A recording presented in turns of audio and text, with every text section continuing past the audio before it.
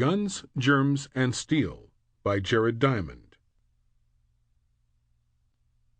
Prologue, Yali's Question. We all know that history has proceeded very differently for peoples from different parts of the globe. In the 13,000 years since the end of the last ice age, some parts of the world developed literate industrial societies with metal tools. Other parts developed only non-literate farming societies, and still others retained societies of hunter-gatherers with stone tools.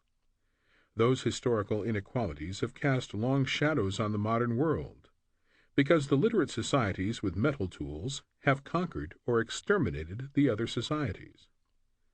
While those differences constitute the most basic fact of world history, the reasons for them remain uncertain and controversial. This puzzling question of their origins was posed to me 25 years ago in a simple personal form. In July 1972, I was walking along a beach on the tropical island of New Guinea, where as a biologist I study bird evolution. I had already heard about a remarkable local politician named Yali, who was touring the district then. By chance, Yali and I were walking in the same direction on that day, and he overtook me. We walked together for an hour, talking during the whole time. Yali radiated charisma and energy. His eyes flashed in a mesmerizing way. He talked confidently about himself, but he also asked lots of probing questions and listened intently. Our conversation began with a subject then on every New Guinean's mind: the rapid pace of political developments. Papua New Guinea, as Yali's nation is now called, was at that time still administered by Australia as a mandate of the United Nations, but independence was in the air. Yali explained to me his role in getting local people to prepare for self-government. After a while, Yali turned to the conversation and began to quiz me.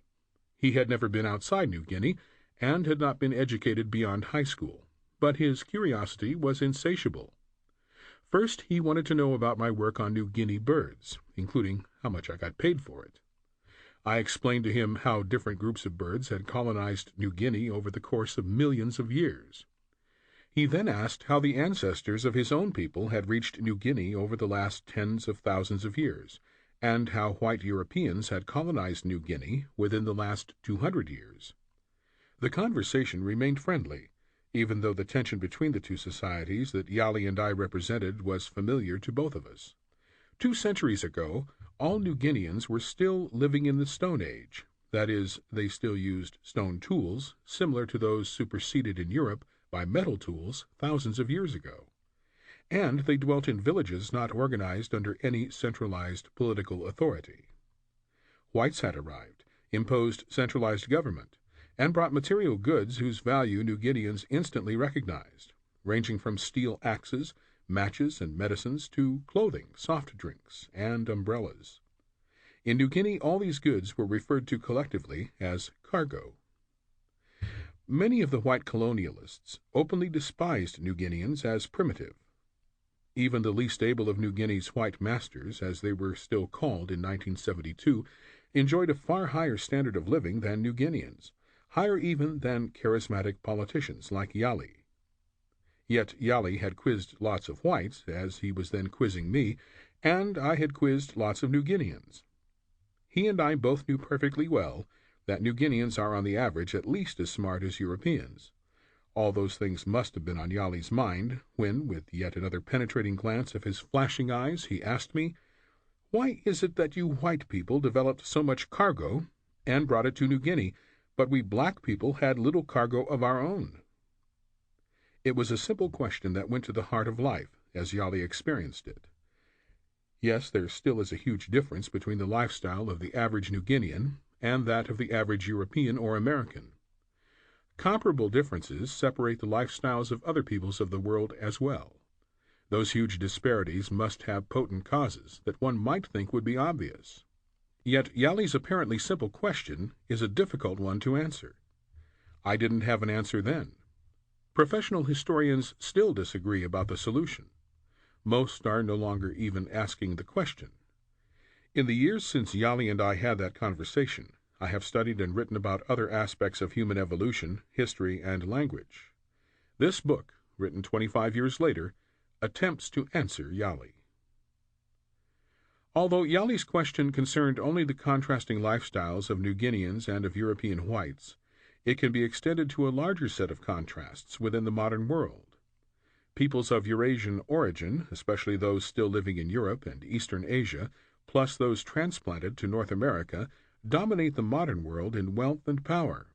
Other peoples, including most Africans, have thrown off European colonial domination, but remain far behind in wealth and power. Still other peoples, such as the aboriginal inhabitants of Australia, the Americas, and southernmost Africa, are no longer even masters of their own lands, but have been decimated, subjugated, and in some cases even exterminated by European colonialists. Thus, questions about inequality in the modern world can be reformulated as follows.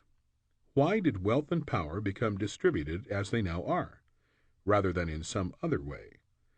For instance, why weren't Native Americans, Africans, and Aboriginal Australians the ones who decimated, subjugated, or exterminated Europeans and Asians? We can easily push this question back one step. As of the year AD 1500, when Europe's worldwide colonial expansion was just beginning, peoples on different continents already differed greatly in technology and political organization. Much of Europe, Asia, and North Africa was the site of metal-equipped states or empires, some of them on the threshold of industrialization. Two Native American peoples, the Aztecs and the Incas, ruled over empires with stone tools. Parts of sub-Saharan Africa were divided among small states of chiefdoms with iron tools.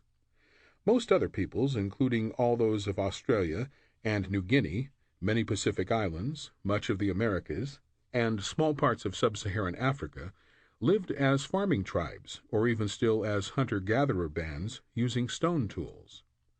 Of course, those technological and political differences as of AD 1500 were the immediate cause of the modern world's inequalities. Empires with steel weapons were able to conquer or exterminate tribes with weapons of stone and wood. How, though, did the world get to be the way it was in AD 1500? Once again, we can easily push this question back one step further by drawing on written histories and archaeological discoveries. Until the end of the last ice age, around 11,000 BC, all peoples on all continents were still hunter-gatherers. Different rates of development on different continents from 11,000 BC to AD 1500 were what led to the technological and political inequalities of AD 1500. While Aboriginal Australians and many Native Americans remained hunter-gatherers, most of Eurasia and much of the Americas and sub-Saharan Africa gradually developed agriculture, herding, metallurgy, and complex political organization. Parts of Eurasia and one area of the Americas independently developed writing as well. However, each of these new developments appeared earlier in Eurasia than elsewhere. For instance, the mass production of bronze tools, which was just beginning in the South American Andes in the centuries before AD 1500, was already established in parts of Eurasia over 4,000 years earlier.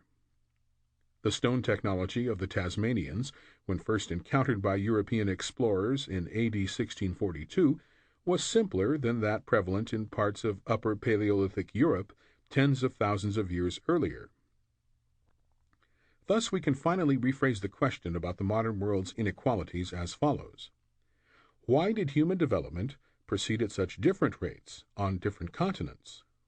Those disparate rates constitute history's broadest pattern and my book's subject. While this book is thus ultimately about history and prehistory, its subject is not of just academic interest, but also of overwhelming practical and political importance. The history of interactions among disparate peoples is what shaped the modern world through conquest, epidemics, and genocide. Those collisions created reverberations that have still not died down after many centuries, and that are actively continuing in some of the world's most troubled areas today. For example, much of Africa is still struggling with its legacies from recent colonialism. In other regions, including much of Central America, Mexico, Peru, New Caledonia, the former Soviet Union, and parts of Indonesia, civil unrest or guerrilla warfare Sample complete.